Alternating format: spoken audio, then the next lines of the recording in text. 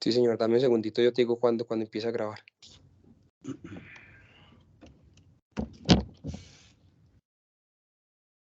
Listo, Narváez, dale. Bueno, entonces el siguiente tema es tumor de células gigantes. Entonces, acerca de esta patología, una breve introducción acerca de la historia de cómo inició todo, pues lo característico de esta enfermedad, y es que desde el año 1878 ya Coopers y Travers fueron las dos personas que se encargaron de descubrir esta patología, que eran unos médicos ingleses. Posteriormente, Nelaton nos habla de la agresividad local que llega a tener este tumor, y Virchow nos habla del potencial de malignidad que puede llegar a tener. Dentro de los principios de los diferentes nombres que se le dieron a este tumor, se lo denominaban sarcoma mieloide, osteoclastoma e incluso osteoblastoclastoma, hasta pues llegar al nombre final que tiene actualmente de tumor de células gigantes. En cuanto a la clasificación, a la definición, perdón, es un tumor benigno que que se comporta agresivamente a nivel local en el hueso, con una alta tasa de recurrencia a nivel local. Y hablando un poco de la epidemiología de esta enfermedad, representa alrededor del 4 al 5% de los tumores primarios y del 15 al 20% de los tumores óseos benignos. Se ha visto que hay una prevalencia mucho mayor en los pacientes asiáticos, llegando a ser hasta el 20% de los tumores primarios en estas poblaciones, teniendo una incidencia que es mayor en en mujeres con respecto a hombres, de 1.5 con respecto a 1, y donde el pico de incidencia se presenta en el 80% entre pacientes que se encuentran entre la tercera y la cuarta década de la vida. Después de los 50 años realmente es raro, solo pues abarca el 13% de los pacientes, y antes de los 14 años, es decir, en pacientes con esqueleto inmaduro, solo representa el 3% de los pacientes. Tiene una predilección metaepifisiaria de los huesos largos hasta en un 90% de los casos, pero también puede llegar a comprometer los huesos planos, como es el caso del cráneo, la escápula, incluso pues también hablan de las vértebras en un 15%. En cuanto a la localización de este tumor, este es un estudio, la imagen que está representada a la izquierda es un estudio realizado en el Instituto Rizzoli en Italia, donde hablaban de que la prevalencia de este tumor afecta en un 50% de los casos la rodilla, siendo el orden de frecuencia el fémur distal y en segundo lugar la tibia proximal. El tercer lugar donde lo encontramos en mayor medida es en el radio distal en un 10% de los casos, seguido del húmero proximal en un 6% y manos y pies en un 2%. En cuanto a la fisiopatología entonces de este tumor, va a estar encaminada por las células estromales, que se han considerado las células realmente neoplásicas y que se encargan de desencadenar toda la cascada de citoquinas y de factores modificadores, pues como tal, de la actividad tumoral. Estas células estromales van a tener una actividad hemorrágica que va a ser inducida por los glóbulos rojos y las proteínas plasmáticas, y finalmente ellas van a ser las encargadas de producir el ligando del receptor activador del factor nuclear capa beta,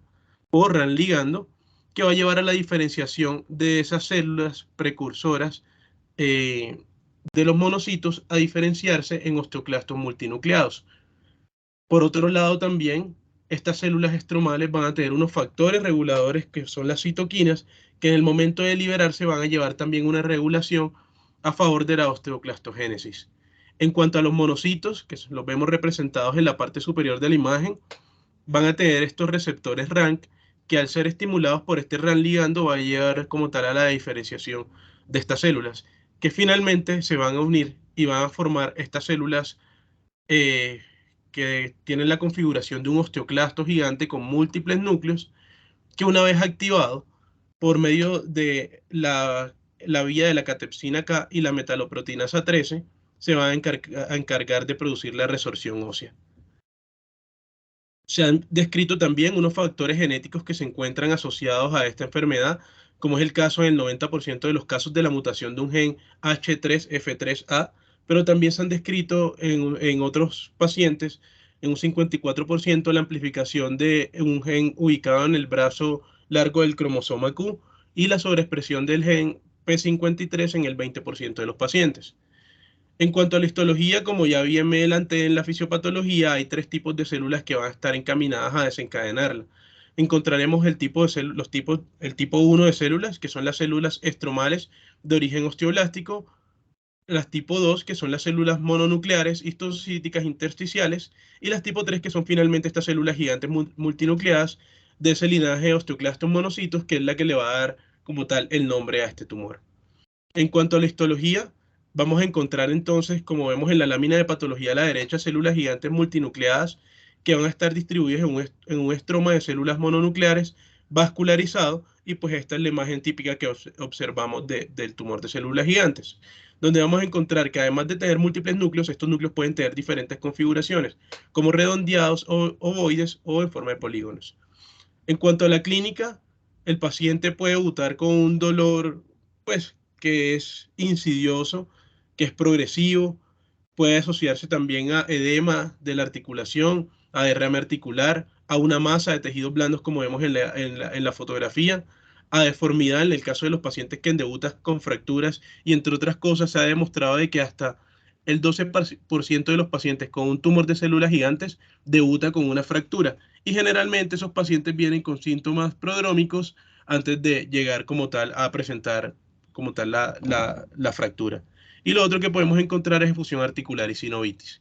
En cuanto a la clasificación de Campanacci es la clasificación clásica de esta patología, donde nos la divide en 3 subtipos: un grado 1, que es esta imagen que vemos arriba a la izquierda, donde vamos a ver una lesión que es intraósea, que va a tener un margen bien definido y que se va a caracterizar porque va a respetar la cortical. Vamos a ver que la cortical va a estar intacta. En la tipo 2 ya vamos a ver una lesión que es intraósea, que va a ser mucho más extensa, que va a estar asociado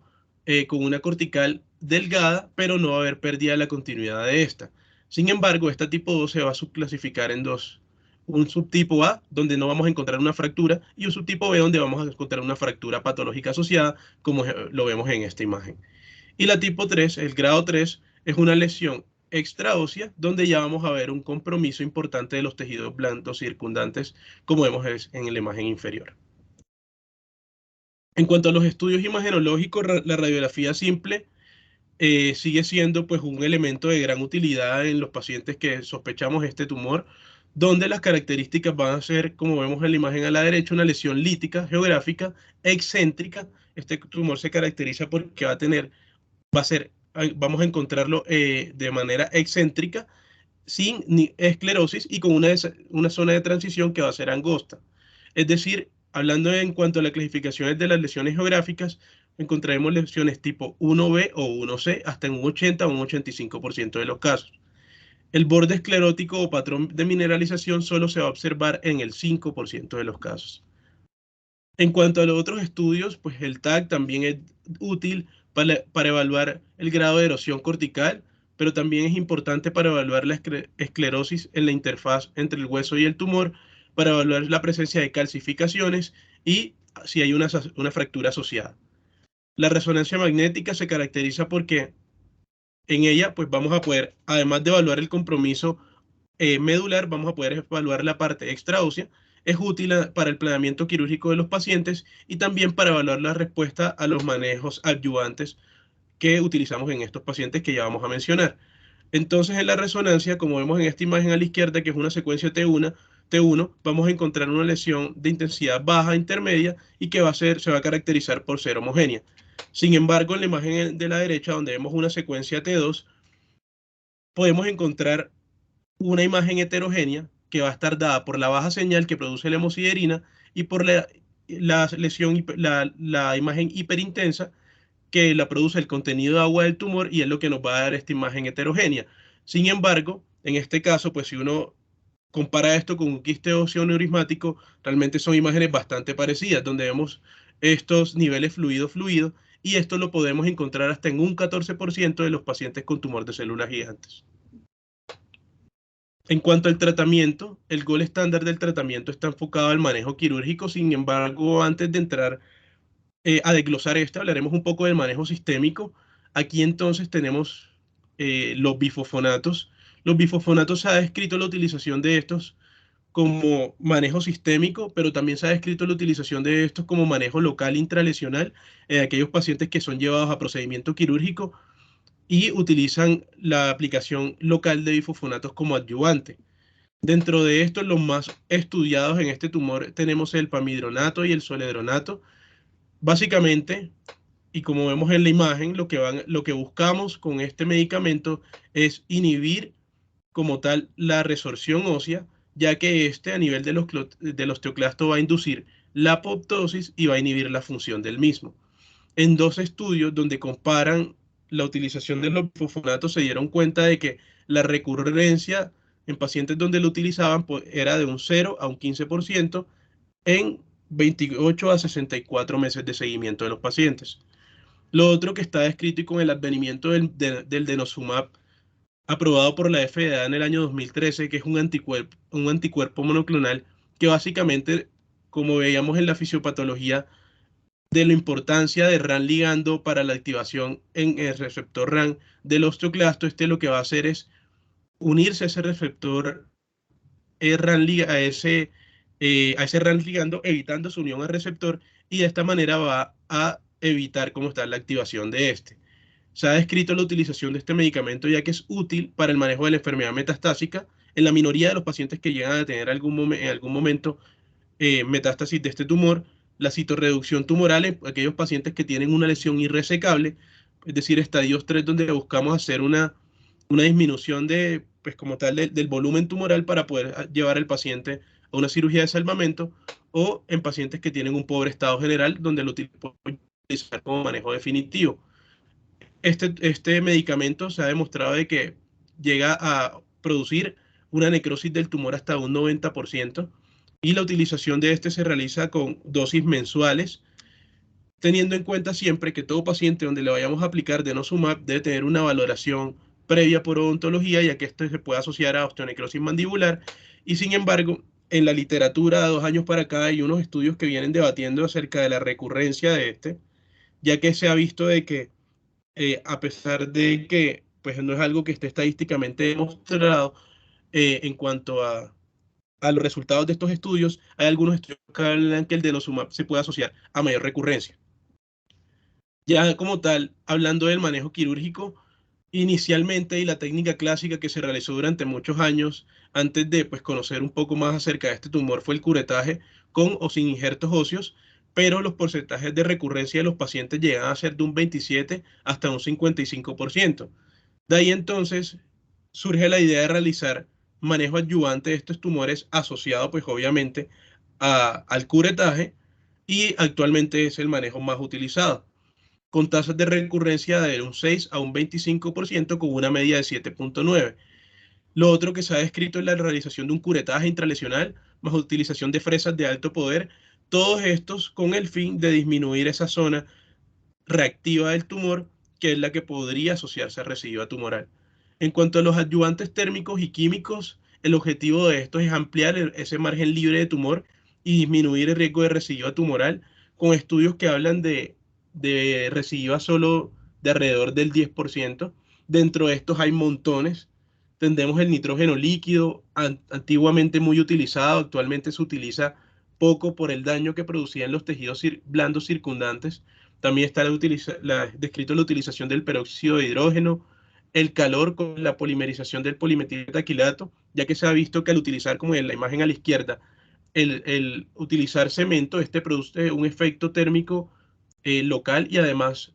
estructural, y permite identificar las recurrencias, como es el caso de este paciente, donde hicieron un manejo intralesional, aplicaron el cemento y 2 años después el paciente presentó una recaída tumoral y vemos cómo se ve ese halo lítico alrededor del cemento. En cuanto a la coagulación con el ácido de argón, es otra de las técnicas descritas. Utiliza frecuencia de alta energía para disecar el tejido y coagular las proteínas tumorales. Y lo otro que se ha descrito también es la utilización de fenol. Este fenol es un citotóxico local, pero tiene la gran desventaja de que se asocia a altas tasas de toxicidad sistémica, por eso cada vez se utiliza menos. En cuanto a la cirugía de salvamento, la resección amplia en bloque más una reconstrucción endoprotésica o con un aloinjerto está indicada sobre todo en aquellos pacientes donde ya tienen una enfermedad recurrente o una fractura patológica que compromete la articulación, este tiene la ventaja de que se asocia a menor tasa de recurrencia, pero sí la ventaja de menor tasa de recurrencia, pero sí la desventaja de que los pacientes pueden llegar a presentar mayor tasa de complicaciones y menor funcionalidad. Por eso es la última opción. En cuanto a la radioterapia, realmente no se recomienda la utilización de esta en el tumor de células gigantes, ya que puede llegar a producir una transformación sarcomatosa y terminar desencadenando un sarcoma inducido por radioterapia. Y es útil y se reserva solo a aquellos pacientes donde se hace una resección completa, donde, perdón, la resección completa o el curetaje no es posible, ya que las condiciones médicas del paciente y su estado funcional o la localización del tumor no permite hacer una resección de este, como es el caso de los tumores en la columna,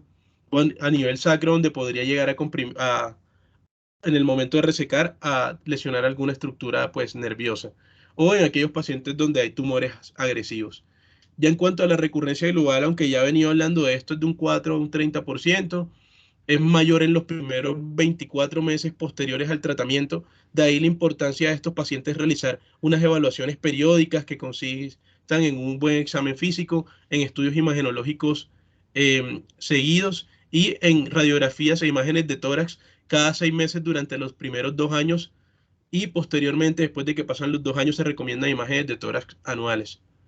Es mayor la recurrencia de aquellos pacientes que tienen un tumor a nivel del fémur proximal, seguido de radio distal y pequeños huesos como muñeca y pies. En cuanto a las metástasis pulmonares, las lesiones realmente son idénticas a esas lesiones primarias. Se presentan en la minoría de los pacientes solo de un 2 o un 4%. Generalmente no requieren tratamiento. Y los factores de riesgo para llegar a desarrollar una metástasis pulmonar son pacientes jóvenes que tienen un estadio 3 o que han tenido una recurrencia tumoral o donde hay un compromiso axial por un tumor de células gigantes. En cuanto a los pacientes que son llevados a manejo quirúrgico, se utiliza una resección combinada con interferón alfa o quimioterapia o radiación, y la mortalidad en estos pacientes donde este tumor llegase a tener algún comportamiento maligno a nivel pulmonar puede llegar a ser hasta un 25%, aunque no es lo usual. En cuanto a la malignidad del tumor, es rara, menos del 1% de los pacientes malignizan. La malignización se ha descrito en los estudios desde 4 hasta 40 años después de la cirugía inicial, y las dos principales causas de malignización son o una degeneración del tumor previo o un tumor inducido, un sarcoma inducido por la radioterapia. Ya finalmente, en cuanto a los diagnósticos diferenciales que debemos tener en cuenta, son las lesiones metastásicas, sobre todo estas lesiones por tiroides o por tumores renales, que nos dan esas imágenes líticas que pueden llegar a confundirse con un tumor de células gigantes, el tumor pardo, el hiperparatiroidismo, el fibroma nosificante, el osteoblastoma, los sarcomas, sobre todo el osteosarcoma telangiectásico, el condroblastoma y el quiste óseo aneurismático, que vemos que en hasta un 14% de los pacientes, este tumor de células gigantes puede dar la característica en la resonancia de esos niveles fluido-fluido de este tumor. Y finalmente, les dejo este algoritmo de tratamiento, que consiste en que en aquellos pacientes donde vemos tienen una enfermedad localizada y es resecable, siempre se debe optar por realizar el manejo quirúrgico. En aquellos pacientes donde esa lesión es irresecable, o en aquellos pacientes que se podría resecar, pero la condición general del paciente no lo permite y es más el riesgo que el beneficio de realizar el procedimiento quirúrgico, entonces aquí pues hablan de los diferentes manejos ayudantes, como es el caso del denosumab, del interferón e incluso de la radioterapia o las embolizaciones,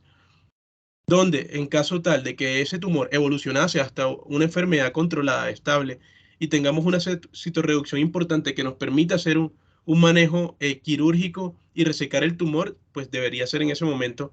la conducta a seguir. Sin embargo, en aquellos pacientes donde la enfermedad es estable o la condición pues final del paciente no lo permite, hay que pues considerar continuar con el denosumab. Y finalmente, en los pacientes que tienen una presentación con enfermedad metastásica y este resecable, se debe hacer el tratamiento primario,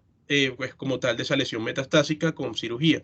Sin embargo, en los pacientes donde esa lesión es irresecable, entonces igual, el manejo con los diferentes ayudantes, como es el caso del denosumab, el interferón, la radioterapia o incluso la observación de los pacientes con seguimientos periódicos. Muchas gracias. Esta fue la bibliografía que revisé para la charla.